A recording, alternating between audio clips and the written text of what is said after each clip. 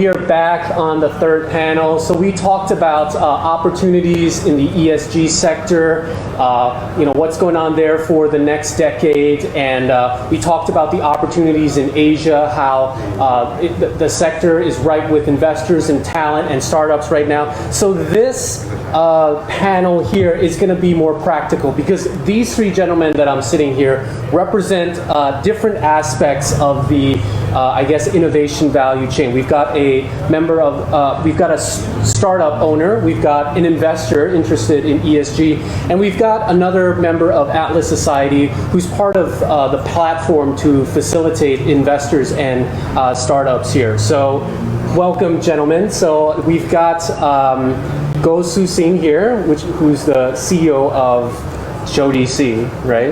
Yeah. And then we've got Varat Bisalbutr, right? Advisory firm, COO, TJSA, specializing in cross-border M&A. And we've got recycling rock star here, Nattapak Atichartakarn, CEO of Trash Lucky, a Thai recycling company here. So let's start with Nat and go that way. So give us a brief introduction of yourself and what you're working on right now. Sure. So my name is Nat, and I'm the CEO and co-founder of Trash Lucky. What we do is we incentivize people to recycle by allowing them to exchange recyclable items with lucky draw tickets to win gold and more. So all that people have to do is sort the recyclable items and send to us. They'll earn lucky draw tickets based on the amount that they recycle, and then that point can be converted into lucky draw tickets to win prizes. So essentially, the more that you recycle, the bigger the chance of you winning something, like gold bullion, shopping vouchers. Our revenue model is that we take the materials and then we sell it to the recycling ecosystem, like recycling factories, and then we take part of revenue to fund the lucky draw prizes. So the more members we have, the more materials we have, and therefore the higher the value of prizes. So you're introducing a lottery incentive system to incentivize recycling here. So correct. That's a new innovation here. Hi, my name is Go Su Sing. I'm actually Malaysian. I'm actually the CEO for TJSA. We are actually a shopping mall in Rama 9. We've been in the real estate sector for quite a number of years, and I'm also the CEO for Bond Estates, which is essentially a real estate company. Started off in Malaysia, and currently we are looking at opportunities in Thailand as well. And basically we see ourselves more as from an angle of helping people to live better lives. So we're looking at enhancing the living environment and see ourselves more as a craftsman, from the angle of creating better living environment from the craftsmanship perspective. And currently for TJSA, we are of course going through a transformation phase where we look at moving away from the traditional retail model, where we look at more on building the ecosystem and also transforming the business more from a traditional retail model to a more social purpose business model. So it's exciting times. We will be announcing the new brand, the new partnerships at a later phase this year. Okay, great. That's exciting. Okay. Hello. My name is Vin. I work with TJSA. We are a cross-border M&A firm. We specialize in companies looking to acquire or merge with Thai entities. But perhaps more relevant to this forum or this panel is I used to be country director for Kairos Society in Thailand, John as well. It's a group of individuals perhaps who try to match and nurture the nascent startup community in Thailand with world-class international thought leaders and mentors. That organization is no longer functioning in that sense, so we're trying to start something different now, Atlas Society, in place of that organization. So hopefully we can help the budding, I would say, Startup Society Thailand, and with our experience and connections and network, we can build Thailand into much more than a market to expand into, but an actual initiator for a lot of good growth stage startups. So what were the contributions, positive contributions of Kairos that you gained from, and what are the things that you want to continue? You mentioned Kairos not operating anymore. What are the good qualities and good contributions of Kairos that you want to continue on into any platform that you start, and in this case, Atlas Society? Okay.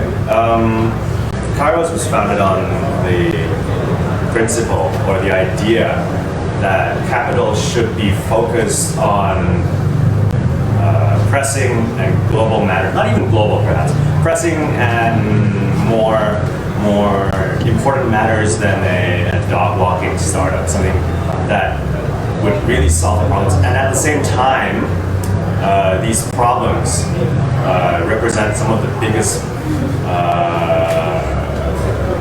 profitable markets out there, because if there is a problem large enough to have people needing the solutions, then concurrently there's going to be a large enough market for that solution.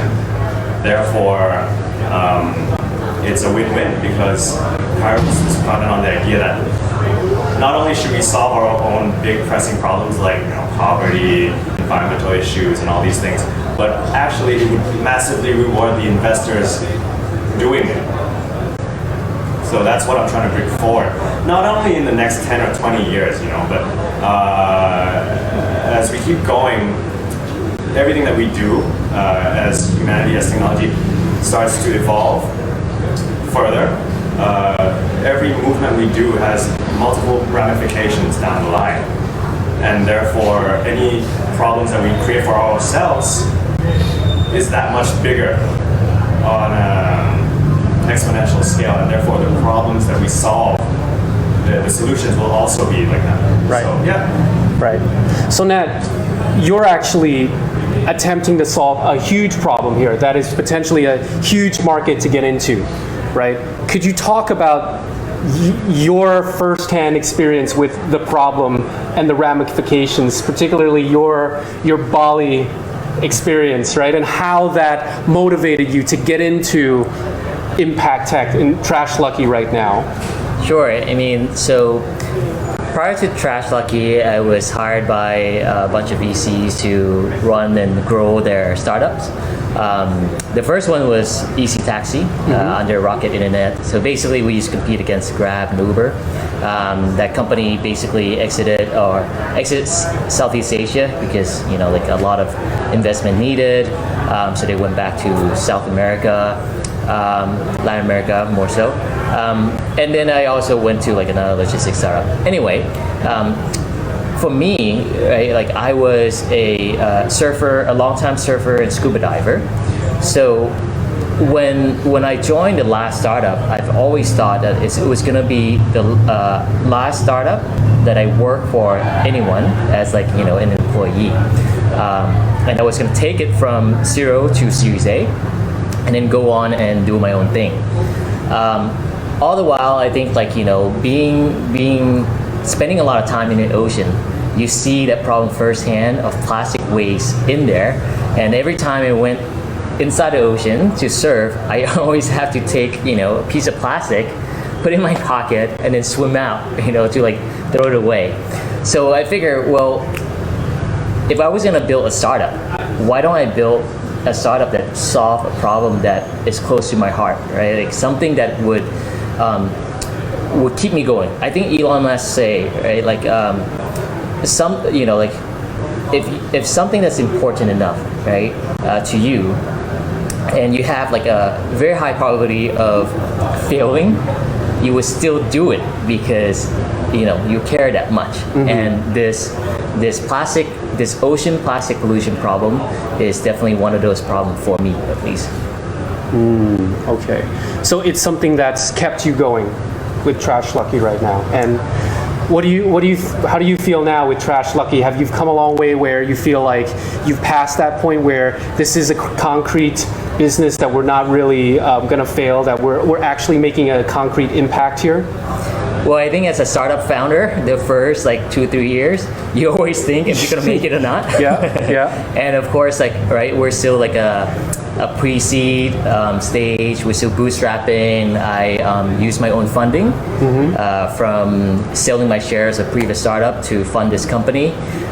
So you know, like, we're still in that phase that, you know, we go through it every day, and I think like any entrepreneur can relate to this. Yeah. Right. I think it's only until you get to a point of like Series C or D, then you would, you know, be more confident about, okay, you're gonna make it in a long run. But so far, so good, I must say. Okay. Right? Like, so we hear a lot of customer testimonial that people are saying, hey, you know, even like the eco-conscious people at home, they say that before Trash Lucky, they were not successful at convincing their family members at home to recycle, because they would have like, I don't know, 1,000 reasons why they shouldn't do it. It's not worthwhile. They see that it gets pulled into one type of trash truck, so what's the point of separating it beforehand? But then now that they say, hey, you may win gold, and then all of a sudden it becomes like a family activity. So those kind of positive feedback is something that, you know, keeps it going toward our vision of plastic-free ocean. Okay, great. Now, Su-Sing, you mentioned you now have the goal of investing or putting capital into more impactful or ESG type industries, and potentially you know, changing the kind of like shifting your business model a little bit. What are some challenges that you found with trying to invest in ESG? Yeah, I think coming from a very traditional industry like real estate, I come from a family of doing real estate business for a few decades now. I've actually taken the step to set up my own brand, because from that learning, I think that's what inspired me to take a different approach from the traditional way, because of course it's obviously financially rewarding. For example, one of my real estate project where we became the model project with the UNDP United Nations Development Program, where they look at our building and we model the sun direction, wind direction, and then we are rated as an energy efficient building by UNDP. So by having such design thought put into the process, we actually managed to sell more than 90% of our units in that project. So I mean, at first, of course, in the beginning, there were a lot of comments from my project director that, oh yeah, you know, going this method would cost a lot more money, and there will be a lot of less profitability. But I guess we stick to our true values, that we think that, you know, yeah, I mean, we live in a hot environment, so essentially the first thing is how to reduce the energy consumption in our homes. So we took this approach, and that is actually highly rewarding, because we actually state our approach in our sales gallery, and that made people connect to the true core value and their needs in the home. So I think one of the main challenges were always to convince the project director, or perhaps the more experienced guys, about how to change their traditional way of thinking, and by thinking long term and investing into what people really care for or what is really needed, then we actually managed to save more on like marketing dollars as well. Okay. You know, instead of spending more marketing and branding dollars, why not put that into the product? That was the approach we took, and it rewarded us highly. You know, even in a COVID situation, we still managed to achieve 95% sales of the product. So that's why I would say that, you know, taking a different approach, and actually it's a mindset change, right? You need to ensure that, you know, the team that you build is open to new ideas, and, you know, to have that mindset shift away from traditional thinking as well. I would say that would be one of the key learnings that we have, and some of the challenges that we face. Yeah. So you're saying that you shifted your building designs to focus on green tech and sustainable practices and being environmentally friendly, and it turned into actually a selling point, right? Yes, that's right. I think, it started off through a conversation with a friend who works in UNDP, and then he said, why don't you model your building as an energy efficient building? So I decided to take that step. And although there were more certain costs that we have to incur, but in the end, it actually paid off in terms of... So where is this building? This building is actually in Bangsa, in Malaysia. Okay, KL, in Malaysia. in Kuala Lumpur. Now you're the CEO of Show DC, and you say you have some really interesting announcements for Show DC. Does it relate anything to your success story in Bangsa here? I would say for Show DC's case, of course, it's still highly confidential at this point, because we're still working with potential partners. Okay. But of course, we are opening the opportunities for collaboration. Okay. Because how we see it, it's today's world, it's no longer about us doing everything. We need to collaborate with the right partners, with the right values. And we're all about sustainability. And how we see sustainability is actually how can we solve society's problems, right? Be it, let's say today, anxiety is the biggest, mental wellness. It's also a growing trend that we see, but people don't address it, especially in Asian culture. It's kind of like a taboo. So but how do we help people to release their anxiety? We could be that space that people could go to and get a spark and get a change in mindset for them. And essentially, when you change your mindset and you change yourself, then you'll be able to change your life. So we just want to be that platform where we can allow people to get that spark, and also to of course share knowledge. I think we are, because we see moving away from the traditional retail model, we think that we are the B2C platform. So it's very impactful if we allow, if we work with the right partners, we can create a lot, we can solve a lot of society's problem. So this is kind of the direction we're going. It's going towards mindset shift, going towards empowering communities, going towards wellness and healthcare. How do you provide a more accessible healthcare and wellness to people? So it sounds like it's going to be more than just a mall that you go shopping at. You're a platform for a lot of things to happen. Yes, I think at the end of the day, I think that the main KPI would be when you walk into our mall and you walk out, we want you to feel re-energized. We want you, instead of draining all your energy, we want you to walk out happier. We want you to walk out healthier and have a mindset shift or get inspired. Okay. Yeah. I have a question. So if we go visit Show DC, obviously I'm going to buy some water bottles, and I'm going to throw them away. What are you going to do with these water bottles? I think first thing I'm going to do, I'm going to call Nat. Oh, you took the bait. You took the bait. I was just saying, someone is sitting right here. Yeah. That's why we're here, right? Yeah, exactly. Meet new people, get new ideas. Yeah. And I actually love the name, Trash Lucky. Trash Lucky, yeah. I think essentially, that's how we see traditional real estate players. There's a lot that we can do, because we're actually shaping the way people think, the way people work, the way people live. So, essentially that's what normally how you have a change in your lifestyle. Okay. And, so we see a lot of value that we can add to from that perspective. Cool.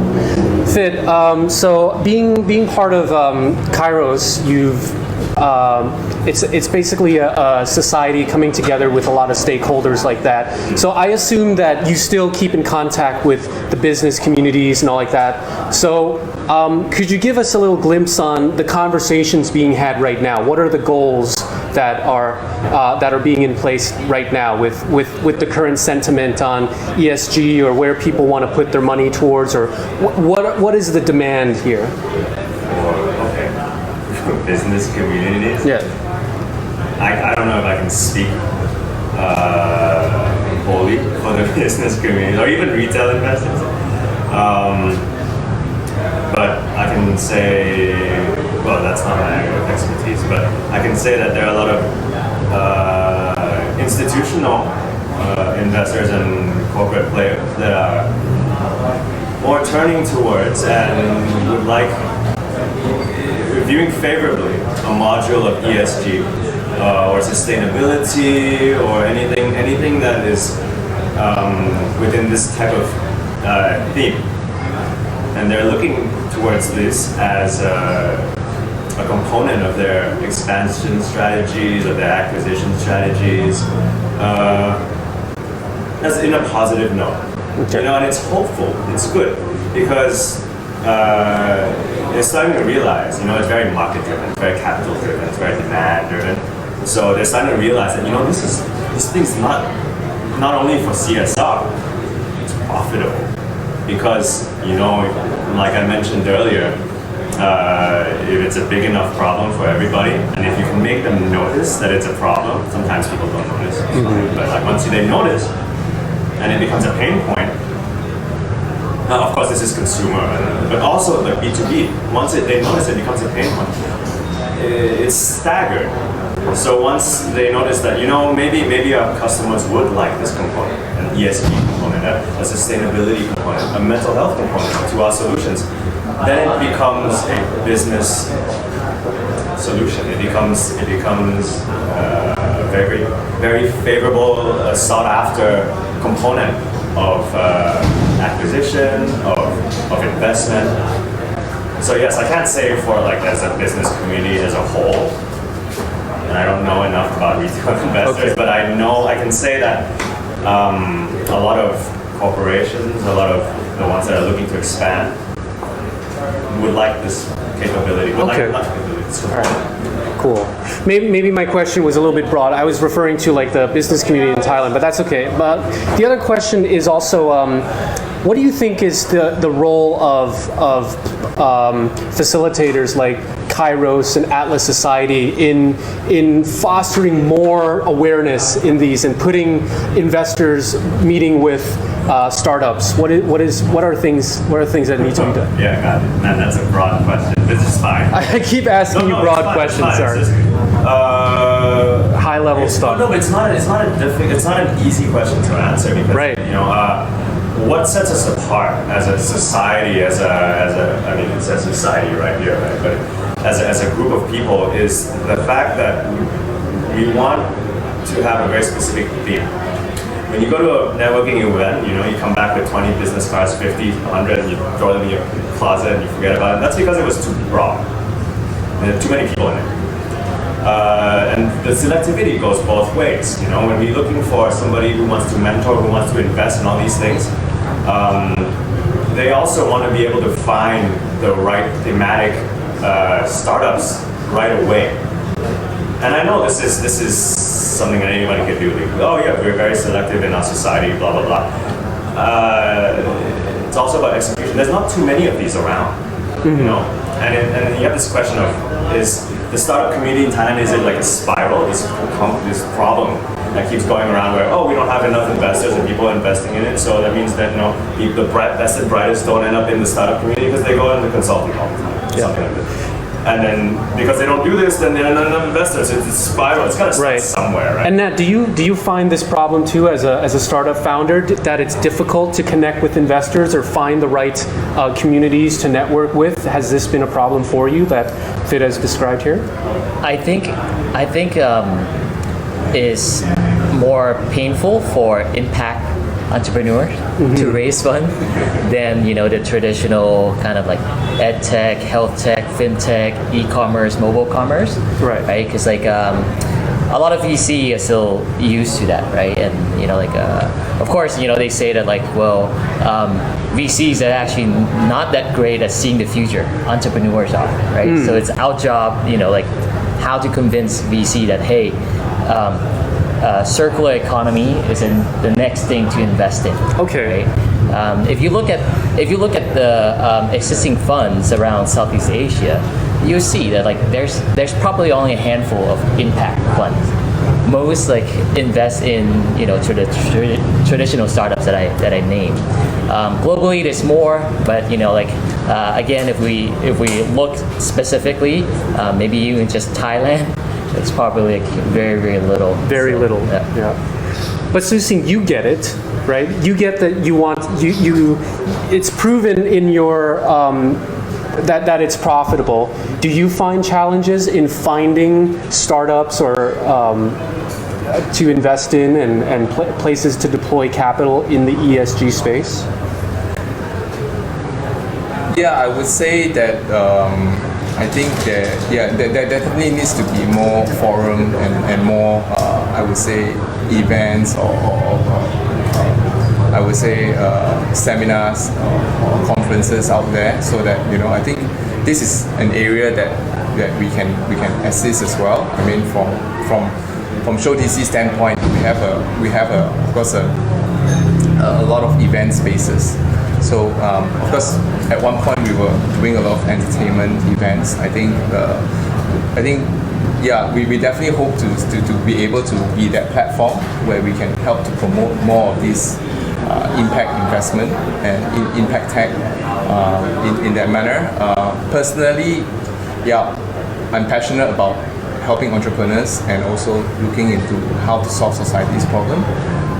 However, I mean, of course, a lot of businesses, they are, especially in this COVID situation, a lot of them are already solving their own issues. But I would say that it will be better for us if we can see how we can contribute more, and definitely there needs to be more awareness, so to say, to the general business community as well. I see a lot of multinational corporations. I think they're pivoting towards impact investment.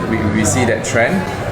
However, for SME segment as well, I think that there's a huge opportunity for players like ourselves to see which SME and which smaller businesses we can help to go towards more impact investment type of collaboration. So more platforms. Yeah. More platforms for conversations like this to take place. That's right. What do you think? And what more of do you think? Well, platform is one. Yeah. But I also think that kind of mentorship and access to money Okay. would be good. Capital, Because right now it's I mean we haven't started our race yet, but along the way we have talked to VCs, for example, and again we feel like we're kind of like a black sheep, right? Like we've attended multiple, we've been a part of multiple accelerators, and again, we felt that we're the only one doing recycling, we're the only one doing circular economy. We're not doing I don't know, mobile commerce. Yeah. So they're Is that true, Fit? Are there very little startups in the space here in impact and ESG? I don't know. This is really, to be honest. Yeah. No, ask John actually. John? Yeah. But that's part of why this platform needs to happen, or this kind of conversation. Right, yeah. But that's also why Atlas Society is a good place to have it happen, because of the experiences of the people involved. John Woodman. Yeah. Because he's been admired in this economy, this space, in this region for I think the fact that you don't know speaks to the problem that there probably isn't that many, and this is why we need to have this conversation and have these platforms, and Atlas Society should hold more events like this, so that we do know of startups, or that startups that are people feel empowered to actually pursue their passions to make an impact, because they know that they can come to these events and network, and they know that there's passionate investors working that want to deploy capital. True. Yeah. It's the fact that I don't know. It speaks to that there is not too many ESG or impact startups that have been gaining any kind of attention, national or otherwise, or even local attention in the past decade. But that's weird, isn't it? Because Nat is going after a gigantic market, right? How big would you say your market is that you're poised to capture? So the market size of how much does Thailand produce? Trash, right? the market size of Thailand recycling ecosystem is $4 billion. How are there no startups in this, right? You can just corner this entire segment, right? Exactly. So it is definitely a big market, because everybody generates trash, right? Yes. So essentially anyone can be lucky. Yeah. Can be lucky. Yeah, there we go. Okay. Well, hopefully Show DC can be very lucky place too. You know, maybe everyone that goes to Show DC can be lucky too. But we'll see. We'll see about that, and you know, keep the events platforms going on. And we're really excited to see what Show DC's got in store with us. When are we going to know about the announcements? Definitely by this year. Okay. We'll announce it before end of the year. Yeah. And we definitely be sharing a lot more details on that front. And yeah, I think at the end of it, we are really passionate about empowering entrepreneurs. So I mean, because we are in with our asset base, I mean, with the kind of things that's happening in blockchain technology, in involving tokenizing traditional assets, I think this is one area that is untapped market, that the early birds that kickstart in this area of tokenizing traditional asset model, and then how we can redeploy capital into more impact investments or supporting entrepreneurs who are doing impact tech. I think this will be one area that, you know, I will be really passionate to develop on this part as the next phase for Show DC as well. Gentlemen, you guys have been great. Thank you so much for this platform. You guys are super inspiring, and wish you all the best. I'm looking forward to you know, more lucky prizes and more exciting stuff from Show DC as well.